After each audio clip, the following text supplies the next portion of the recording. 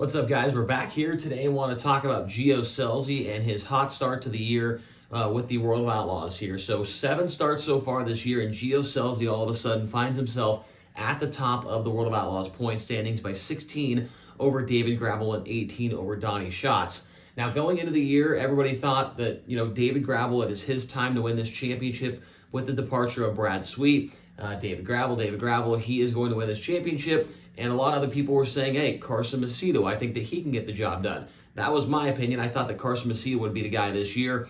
Got off to a pretty tough start. I did a video on that a few weeks ago, but he has turned it around here and got that thing back going the right direction. But now I want to talk about Gio Scelzi because I don't think many people were talking about him potentially being a championship contender. I know it's only 7 races in, but you got to be good the entire year with the Outlaws. We've seen it for years and years and years. If you start out bad, it is very tough to come back from, and Gio has started out very, very well. So Gio Scelzi, 16-point lead, as I mentioned. Let's take a look at frame by frame how his 7 races have gone so far. So the first race at Volusia, he qualified 5th. He won his heat race. He finished 6th in the dash. That means he would start 6th in the feature. He would finish 7th, so he lost 1 position. He did not lead a lap. That would become the worst finish that he has had so far this year, 7th. And I'll tell you why that's significant here later on. Now, the second race, 8th, was the qualifying effort for him. He had to come from row 2, but he made the dash. He finished 2nd in the heat race, 2nd in the dash, 4th in the feature, and once again, he lost 2 positions, but he did lead 1 lap in that feature event. The third race of Volusia, he qualified 2nd. He won the heat race. He was 6th in the dash, and he would finish 4th in the feature, going +2 in that main event. The 4th race at Volusia, he qualified 4th. He would finish 2nd in the heat race. He would finish 1st in the dash, and he would run 4th in the feature, -3. So as you can tell throughout this board so far, he has gone backwards more than he has gone forwards in the feature, but I feel like that's going to happen when you're starting up in the first 3 rows of a feature every single night. It's going to be tough to beat the best guys and pass them every single race. In that race, he did lose 3 spots, but he did lead 10 laps of the main event. Volusia, the 5th race, he qualified 5th, was 2nd in the heat race, 3rd in the dash, and he would run 3rd in the feature, so he stayed right where he started at, did not lead any laps in that one. Finally, we would go to a different racetrack, Cotton Bowl Speedway. He would finish 5th he'd go 5th quick, excuse me. Heat race, he would run 2nd, he would go 2nd in the dash, and 3rd in the feature, -1, once again in that plus-minus department, and no laps led. And then the second race at Cotton Bowl, he would go quick time. He was 2nd in the heat race, 2nd in the dash. He'd win the feature, +1, and he would lead all 30 laps. So Gio Scelzi has led 41 laps so far this year, and he's done it in 3 different races. His average start so far is 3.29, and his average finish is 4.0.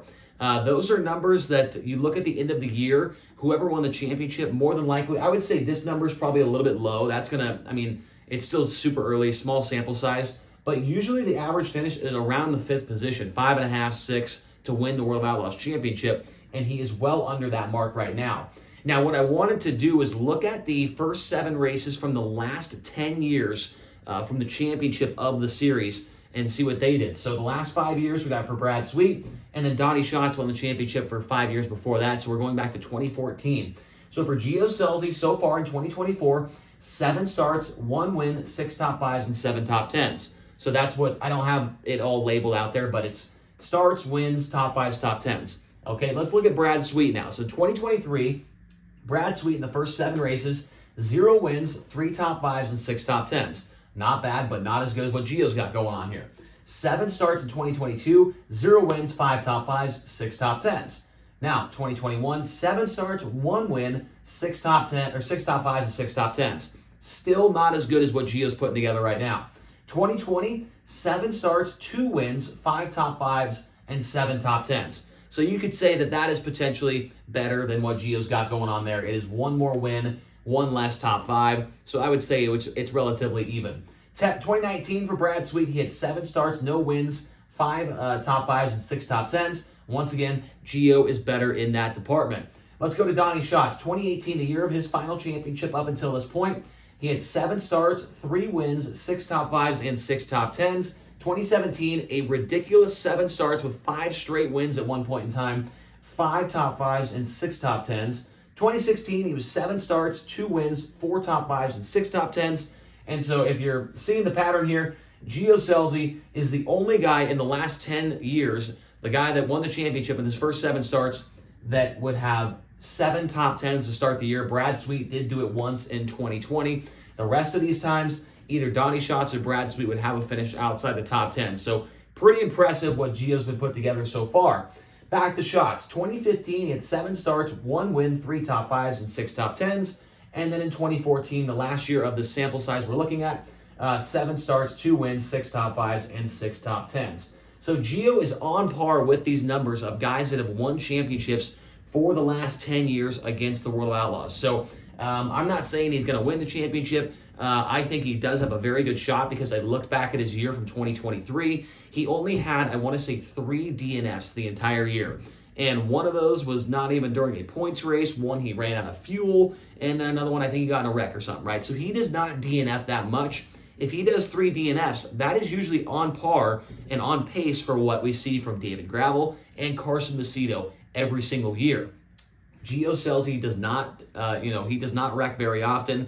He keeps the car in one piece, and right now he has been the most dominant car for the World of Outlaws so far. They've had 7 different winners in 7 races, so nobody has asserted their dominance in that department. But Gio, along with Donnie Schatz, right now are the only 2 guys with 7 top 10 finishes to open up the campaign. But Gio does have 6 top 5s compared to what Donnie has at 5. So Gio, I just want to make this video and show you guys just how good he's been doing so far this year. Definitely a surprise to see him at the top of the point standings right now. I did talk to his brother Dominic earlier this year before the season started, and he seemed pretty confident that Gio would be a contender. And I thought for sure that he would be up there. I thought he would run, probably 3rd or 4th in points this year.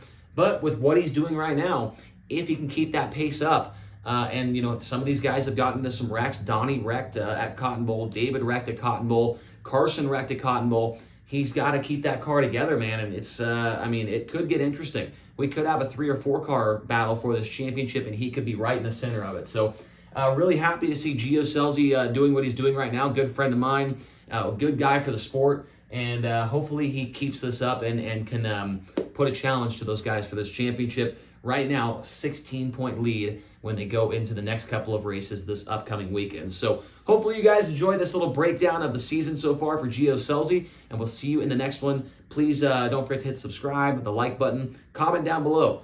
Who do you think is looking pretty good so far in 2024? And we appreciate you watching so much, and we'll see you in the next one.